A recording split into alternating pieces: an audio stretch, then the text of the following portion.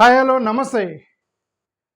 ప్రియాంక ఖర్గే కర్ణాటకలో ఉన్న Priyanka Kharge versus Ramesh Jijaginagi. I think Jijaginagi or Jigajinagi, sorry correct గుర్తులేదు. రమేష్ జిగాజినాగి. ఈ రమేష్ జిగాజినాగి గారు versus Priyanka Kharge home minister of Karnataka మధ్య జరుగుతున్నటువంటి ఒక కొత్త కాంట్రవర్సీ మొదలైంది నిన్న. ఏంటి కాంట్రవర్సీ అంటే, దళితులకి మీకు ఆర్ఎస్ఎస్తో మీకేం పని అని అతను ప్రెస్ మీట్ పెట్టి చెప్పాడు. ఎవరు? ఆర్ఎస్ఎస్తో దళితులకి మీకేం పని అని అతను ప్రెస్ మీట్ పెట్టి అన్నాడు రమేష్ జిజాగినాగి ప్రియాంక ఖర్గేని. ఇప్పుడు ఏంటి ప్రియాంక ఖర్గే రమేష్కి ఏంటి గొడవ? ఏంటి ఏం జరుగుతుంది కర్ణాటకలో? అతను ఏంటంటే ప్రియాంక ఖర్గే ఏమంటున్నాడంటే, మీరు ఆర్ఎస్ఎస్కి సంబంధించి రిజిస్ట్రేషన్ చేసుకోండి, రిజిస్ట్రేషన్ ఎందుకు చేయట్లేదు? ఒక ప్రెసిడెంట్ ఉన్నాడని చెప్తున్నారు. ఆ రిజిస్టర్ ఆర్గనైజేషన్ కాదు, అసోసియేషన్ ఆఫ్ బాడీ అంటున్నారు, బాడీ ఆఫ్ అసోసియేషన్ అంటున్నారు. బట్ సెక్రటరీ, జనరల్ సెక్రటరీ వీళ్ళందరూ ఎందుకు ఉన్నారు? అంత వేల ఫండ్, అన్ని వేల శకాలు ఎలా నడుస్తున్నాయి, అంత నెట్వర్క్ ఎలా ఉంది? సో కాబట్టి రిజిస్ట్రేషన్ చేసుకోండి, ట్రాన్స్పరెంట్గా ఉండండి, ఫండ్ ఎక్కడి నుంచి వస్తుంది అనేది గవర్నమెంట్కి చెప్పండి. ఇవన్నీ కూడా మాట్లాడుతున్నాడు ఆయన ప్రియాంక ఖర్గే. సో దాన్ని ఎనివే మోహన్ భగవత్ గారు చెప్పారు, కొన్ని పాయింట్లు చెప్పారు. అన్ని రిజిస్ట్రేషన్ చేయాల్సిన అవసరం లేదు, చాలా అన్అఫీషియల్గా రన్ అవుతూ ఉంటాయి, గవర్నమెంట్ ఫండ్ తీసుకుంటేనే మేము రిజిస్ట్రేషన్ చేయాలి, ఇవన్నీ మాట్లాడాడు. ఎవరో? మోహన్ భగవత్ గారు. ఇప్పుడు రమేష్ జిజాగినాగి నిన్న ప్రెస్ మీట్ పెట్టి ఇంకొక కొత్త పాయింట్ ఒక కాంట్రవర్సీలో ఇప్పుడు ఏంటది, దళితులకి ఏం పని ఆర్ఎస్ఎస్తో అన్నాడు. ఆయన వెంటనే ప్రెస్ మీట్ పెట్టి ఈయన ప్రియాంక ఖర్గే అంటాడు, దళితులకి మీకేం పని అంటే, దళితులు భారతీయులు కదా, దళితుల్ని ఆర్ఎస్ఎస్ని ప్రశ్నించకూడదా అని ఒక ప్రెస్ మీట్ పెట్టాడు అతను. అంటే ఇప్పుడు ఏంటి అర్థం? ఒక విషయం అర్థమైంది.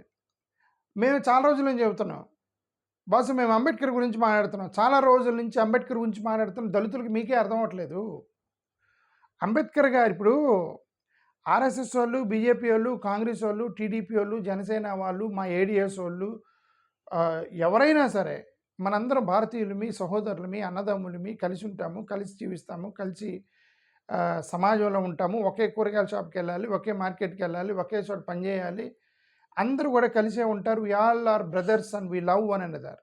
అండ్ హ్యుమానిటేరియన్ గ్రౌండ్స్లో మనందరికి ఒకరినొకరు గౌరవించుకుంటాం, ప్రేమించుకుంటాం. We all are respect one another. But ideologically we are different. What is ideological different అన్నాము? ఆర్ఎస్ఎస్ వాళ్ళని, అంబేద్కర్ గారు ఆర్ఎస్ఎస్ వాళ్ళని మీరు ఎనిలేషన్ ఆఫ్ క్యాస్ట్ చేయండి అని అంటే, వాళ్ళు ఆర్ఎస్ఎస్ వాళ్ళు అన్నారు సోషల్ ఆర్మీని తీసుకొస్తామన్నారు. సోషల్ ఆర్మీని అంటే కులాలుగా మీరు కొట్టుకోకూడదు, మీరందరూ కలిసి ఉండాలి, కులాలుగా కొట్టుకోకూడదు, మనందరం కులాలతో సహకారం చేసుకోవాలి, కులాలన్నీ ఉండాలి అంటున్నారు తప్ప కులాలని ఎనిలేషన్ చేస్తామని అట్లా. అంబేద్కర్ అన్నాడు, సార్ మీరు 100 చెప్తున్నారండి ఆర్ఎస్ఎస్ వాళ్ళు, అప్పుడు ఆర్ఎస్ఎస్ లేదు హిందూ మహాసభ, మీరు 100 చెప్తున్నారు, మీరు అన్నీ మాట్లాడుతున్నారు, ఫిలాసఫీ గురించి మాట్లాడుతున్నారు, చరిత్ర చెబుతున్నారు, దేశభక్తి గురించి మాట్లాడుతున్నారు, మానవ హక్కుల గురించి మాట్లాడుతున్నారు, అంటరానితనం పోవాలని మాట్లాడుతున్నారు, హిందువుల హక్కుల గురించి మాట్లాడుతున్నారు, మైనారిటీ హక్కుల గురించి మాట్లాడుతున్నారు, ఒకటి మాత్రం మీరు మాట్లాడతలేదే, కులాల నిర్మూలన గురించి మీరు మాట్లాడతలేదు. ఈయనేమన్నారంటే, నువ్వు ఏం మాట్లాడిపోయినా కూడా నాకు అభ్యంతరం లేదు, నువ్వు ఇది మాత్రం మాట్లాడాలి, కుల నిర్మూలన గురించి మాట్లాడాలని అంబేద్కర్ అన్నాడు. నువ్వు అసలు ఏం వద్దండి, నాకు భోజనం వద్దండి, నేను పస్తుంటాను, రిజర్వేషన్ కూడా వద్దండి, తీసేయండి, మీరు రిజర్వేషన్ వస్తే తీసేస్తాం అంటే తీసేయండి రిజర్వేషను, కుల నిర్మూలన చేయండి అని అంబేద్కర్ అడిగాడు. అది మాత్రం మేము చేయము, మిగతా అయినా చేస్తాం, మీరు మిగతా చేయకపోయినా పర్లేదు, నాకు ఇది చేయమన్నారు. వాళ్ళకి మనకి మ్యాచ్ అవ్వదు కదండి, అంబేద్కర్కి ఆర్ఎస్ఎస్కి మ్యాచ్ అవ్వలేదు. అందుకనే ఇప్పుడు ఆర్ఎస్ఎస్ వాళ్ళ మీద ఇప్పుడు ఆయన ఏమన్నాడు, మీకెందుకు దళితులకి ఆర్ఎస్ఎస్తో అన్నాడు ఆయన. దళితులకే ఆర్ఎస్ఎస్తో పని ఉంది, ఎందుకు దళితులతో ఆర్ఎస్తో పని ఉంది, మీరే వీళ్ళని ఇబ్బంది పెడుతున్నారు. ఎందుకు ఆ కాక్రోచ్ పార్టీ అతను ఒక దళితుడు అడ్డం తిరిగాడు, అంబేద్కర్ ఒక దళితుడు అడ్డం తిరిగాడు. ఇప్పుడు ఒక ప్రియాంక ఖర్గే దేశవ్యాప్తంగా ఆర్ఎస్ఎస్ని అన్ని ప్రశ్నలు సంధించిన దేశంలో చరిత్రలో పుట్టకెక్కుతాడు అతను. ఖర్గే ప్రియాంక ఖర్గే అతను దళితుడు. ఎవరు ధైర్యం చేయలేదు ఆర్ఎస్ఎస్ని రిజిస్ట్రేషన్ చేసుకుని అంత పట్టు ఎవడు పట్టలేదు చరిత్రలో. పాపం వాళ్ళు మొన్నే 100 సంవత్సరాల చరిత్ర తీసుకున్నారు. ఈ 100 సంవత్సరాల చరిత్రలో ఆర్ఎస్ఎస్ని అంత గట్టిగా పట్టుబట్టి మీరు రిజిస్ట్రేషన్ చేయాల్సిందని పట్టినోడు లేడు, ప్రియాంక ఖర్గే పెట్టాడు. అతను నిన్న స్టేట్మెంట్ చేశాడు, ఎందుకు స్వామి దళితులకు ఎందుకు అంటే, ఆయన ఇదే మాట అన్నాడు. Priyanka Kharge made a statement that in my veins there is blood of Ambedkar అన్నాడు అతను. మా నరాలు మా నరాల్లో అంబేద్కర్ పారుతూ ఉంటాడు మా నరాల్లో. In every Dalits veins there is blood of Ambedkar అన్నాడు అతను. అంటే అతని యొక్క అంబేద్కర్ భావజాలంలో ఉన్నాడనే కదా అర్థము ప్రియాంక ఖర్గే. అందుకే అతను ప్రశ్నిస్తున్నాడు. ఎవరైతే ఇబ్బంది పడుతున్నారు, ఇప్పుడు మేమెందుకు ఏడేసి పెట్టాము మరి ఇబ్బంది పెడుతున్నారనే కదా. రఘురామకృష్ణరాజు లాంటి వాళ్ళు సర్టిఫికేట్ తీసేస్తూ ఉంటున్నారని కదా మేము ఏడేసి పెట్టాము. ఎవరో వచ్చి ఎక్కడెక్కడ దళితులను కొడుతున్నారు వాటి గురించి మాట్లాడకుండా, సుప్రీంకోర్టు జడ్జిమెంట్లు అన్ని జడ్జిమెంట్లు వస్తే వాటి గురించి మాట్లాడకుండా మీడియా కూడా స్పెసిఫిక్గా చాలా బయస్డ్ మీడియాగా పనిచేస్తున్నారు. దళితుల యొక్క అట్రాసిటీని అస్సలు కవర్ చేయరు, వాళ్ళని కొడితే మాత్రం కవర్ చేస్తున్నారు, ఇది ఒక బయస్డ్ మీడియా అని చెప్పి కదా మేము వేడేసి పెట్టాము. ఓకే, ఇది కూడా మాకు అసలు ఇదంతా ఏంటంటే పొలిటికల్గా కూడా ఏదో డమ్మిని పెట్టి రన్ చేస్తున్నారు తప్ప అసలు యాక్చువల్గా representation, doctor BR Ambedkar representation ఉండాలి అన్నాడు. కొట్లాడేమని మాకు రిప్రజెంట్ చేసే ప్రజలు ఉండాలి, మా దళితులను రిప్రజెంట్ చేసే ప్రజలు ఉండాలంటే పొలిటికల్ పార్టీ ఎంప్లాయీస్ తప్ప ఎవరు కూడా దళిత రిప్రజెంటేటివ్స్ లేరని కదా మేము ఏడేసి పెట్టాము. ఎందుకు ఏడేసి పెట్టి ఇవన్నీ మేము ప్రశ్నిస్తున్నాము అంటే అంబేద్కర్ యొక్క భావజాలాన్ని ప్రజల వైపుకి తీసుకెళ్తున్నాం. ఆఫ్కోర్స్ మా ప్రజలు అలా వినరు, వాళ్ళు ఎలా వినరు, ఎందుకంటే వాళ్ళకి అంత బుర్ర లేదు, మా వాళ్ళకి అంత బుర్ర లేదు, వాళ్ళు ఎలా వినరు.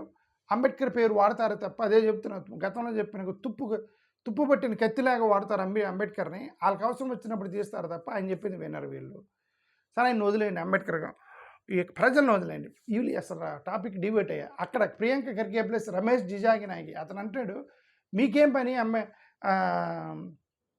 ఆర్ఎస్ఎస్తో అన్నాడు. మీకేం పని ఆర్ఎస్ఎస్తో అంటే ఆయన ప్రెస్ మీట్ పెట్టి అంటాడు ప్రియాంక ఖర్గే, నేను భారతీయుని కాదు, నేను ఎందుకు ప్రశ్నించకూడదని. మేము ఎందుకంటే చాలా రోజులు చెబుతున్నామండి ఆర్ఎస్ఎస్ అనేది దళితులకు సంబంధించింది కాదు, వాళ్ళ అంత అగ్రవర్ణం లేదని మేము కూడా చాలా రోజులు చెబుతున్నాం. ఇప్పుడు 5 ప్రెసిడెంట్లు ఉన్నారండి ఇప్పటికీ ఆర్ఎస్ఎస్కి. గోల్వాల్కర్ గారి దగ్గర నుంచి 5 ప్రెసిడెంట్లు, 6 నాకు కరెక్ట్గా తెలియదు, 6 ప్రెసిడెంట్లు అయ్యారు. ఈ 6లో 5 బ్రాహ్మిన్స్, ఒక్క వ్యక్తి క్షత్రియుడు అయ్యాడు. మధ్యలో ఒక సింగ్ గారు ఒక ఆయన అయ్యారు ఆర్ఎస్ఎస్కి సంబంధించి. ఆయన తప్ప ఒక క్షత్రియుడు, 5 బ్రాహ్మణులు చీఫ్లు అయ్యారు. అందుకనే అందరూ ఏమంటూ ఉంటారు, సార్ ఏమైనా ఆర్ఎస్ఎస్కి చీఫ్ నువ్వు దళితుని చేస్తావు అని అంటే ఎవరు అందరు బ్రాహ్మిన్స్ అవుతారు అక్కడ ఆర్ఎస్ఎస్కి సంబంధించి. అందుకనే ఈ రమేష్ జిజాగినాగి అన్నాడు మీకేం పెట్టరు పోయి దళితులతో అన్నాడు. ఇప్పుడు వాళ్ళు ఏమన్నారు రీసెంట్గా, ఏమంటే మేము దళితుల్లో కూడా దళిత కాలనీలో కూడా ఆర్ఎస్ఎస్ని తీసుకెళ్తున్నాము, ఇప్పుడు మేము దళితులకు కూడా సేవ చేస్తున్నాము, గతంలాగా అది బ్రాహ్మణ సంస్థ కాదు, ఇప్పుడు మేము దళితులకు వెళ్తున్నాము, వాళ్ళకు కూడా పైకి తీసుకొస్తున్నాము, వాళ్ళకు కూడా పోస్టులు ఇస్తున్నాము, వాళ్ళని కూడా పూజారులను చేస్తున్నామని వాళ్ళు చెబుతున్నారు ఆర్ఎస్ఎస్ వాళ్ళు. దీని గురించి మళ్ళీ మనం అడుగుతున్నాం, ఓకే దళితులని వాళ్ళందరినీ చేస్తున్నారు, ఎవరికి అధికారులుగా పెడుతున్నారు?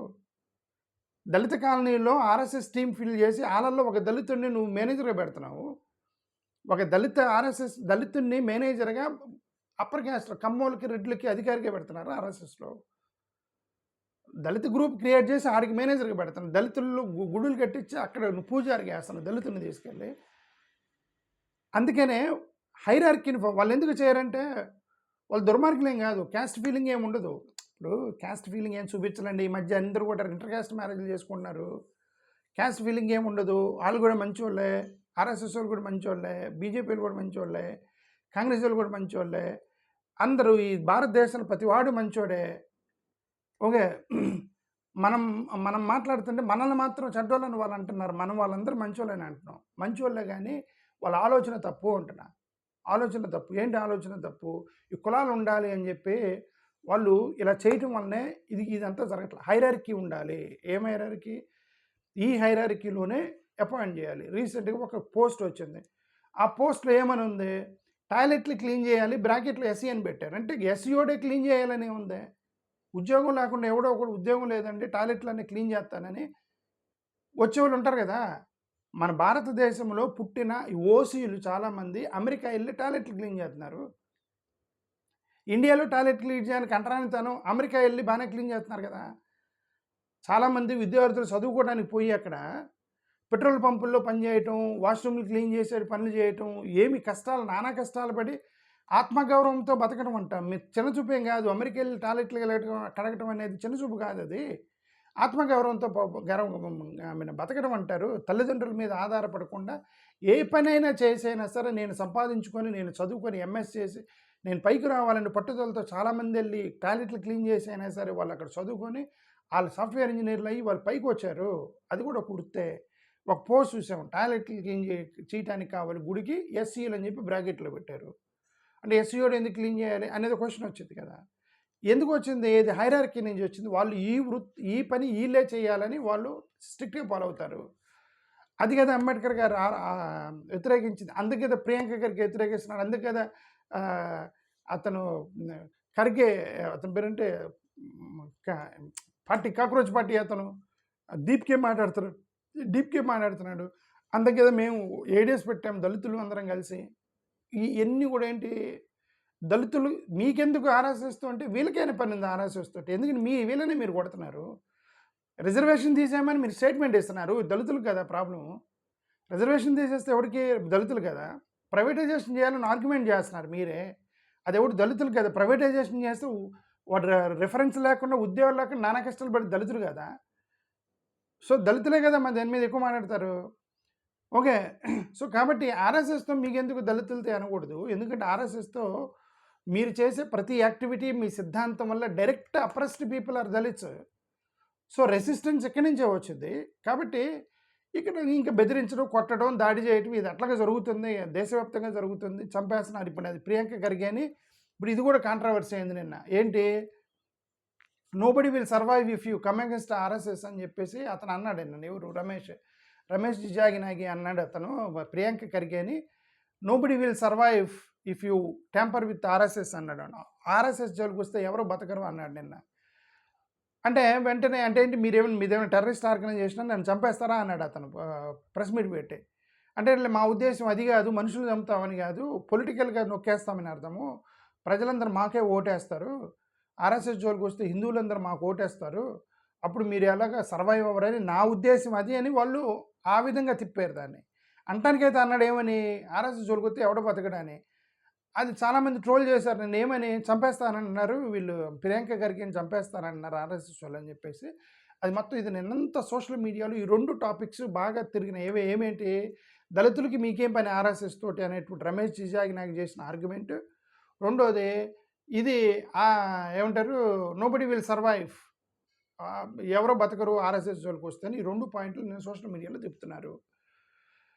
సో అది సంగతి. ఇప్పుడు నేను అల్టిమేట్గా చెప్పేది ఏంటంటే అది ఆర్ఎస్ఎస్ అయినా, కాంగ్రెస్ అయినా, బీజేపీ అయినా, ఏడిఎస్ అయినా ఎవరైనా సరేనండి ఒకటే. ఎవరైతే బాధింపబడతారో వాడు రెసిస్ట్ చేస్తాడు. నువ్వు ఎవడు కుత్తికి మీద కాలేసి తొక్కుతున్నాడు వాడే కదా ఏడుస్తాడు. అది తీ నేను చచ్చిపోతానని. ఓకే. మీరు చేసే ఫిలాసఫీలు రిజర్వేషన్స్ ఎత్తేయాలి, ప్రైవేటైజేషన్ చేయాలి, కులాలను ఇలానే కొనసాగించాలి, ఈ కాలనీలను మన దగ్గరికి రానివ్వకూడదు, వాళ్ళని దొక్కే ఇవన్నీ ఎవరండి? ఎవరు ఇవన్నీ చేసింది? బాధితుడు ఎవడు? దళితుడు కదా. సో కాబట్టి మీ సిద్ధాంతమే అది ఉన్నప్పుడు మరి ప్రియాంక ఖర్గే మరి గట్టిగా పడుతున్నాడు అని అంటే మరి అంత గట్టిగా పడతాడు ఎందుకండి? అందుకే అభిషేక్ డీప్కే పేరంటే కాక్రోచ్ పార్టీ దీప్కి అతను ఎందుకు తిరగబడ్డాడు దళితుడు? అతనికి తెలిసి దళితుల ప్రాబ్లం. నువ్వు పేపర్ లీక్ చేస్తే ఎవడు నష్టపోయేది? డబ్బులు పెట్టి కొనగలరా దళితులు? పేపర్ లీక్ అవుతుంది అంటే ఆ గ్రామీణ ప్రాంతాల్లో ఉన్న దళితులు కనీసం ఇప్పుడు మా ఊరు ఉందండి, మా ఊరు నుంచి పక్కన ఉన్న అద్దంకిలో ఏముందో కూడా తెలియదు వాళ్ళకి, హైదరాబాద్లో ఏముందో కూడా తెలియదు వాళ్ళకి. వాళ్ళు ఏదో వాళ్ళ ఒక లోకంలో బతుకుతుంటారు దళితులు. ఆడు పేపర్ లీక్ 10 లక్షలు 20 లక్షలు కట్టి పేపర్ లీక్ అయిన పేపర్ ఎప్పుడు కొనాలి దళితులు? కొనలేరు కదా. బాధితులు ఎవరు? దళితులు కదా. అందుకనే ఒక దళితుడు తిరగబడ్డాడు దీప్కే. మీరు ఏ స్కామ్ చేసి కరువు వచ్చినా, స్కామ్ జరిగినా, నష్టం వచ్చినా, భూకంపం వచ్చినా, తుఫాను వచ్చినా, ఏది వచ్చినా సరే the first sufferer will be Dalit community, poor and marginalised societies. That's a fundamental fact. That is in economics, that's a philosophy, that is science, that is social studies, that is mathematics. What is that? ఈ దేశంలో ఏం జరిగినా first sufferer దళితుడు కాదా? That's what we want to say. Okay. అందుకని ప్రియాంక ఖర్గే డైరెక్ట్గా ఆ మాట అన్నాడు. వాళ్ళేమో రమేష్ జిజాగినాగేమో దళితుడికి నీకేం పని అని చెప్పి అన్నాడని అదొకటి వివక్ష కొనసాగుతుంది, డిబేట్ జరుగుతుంది. థ్యాంక్ యూ, నమస్కారం.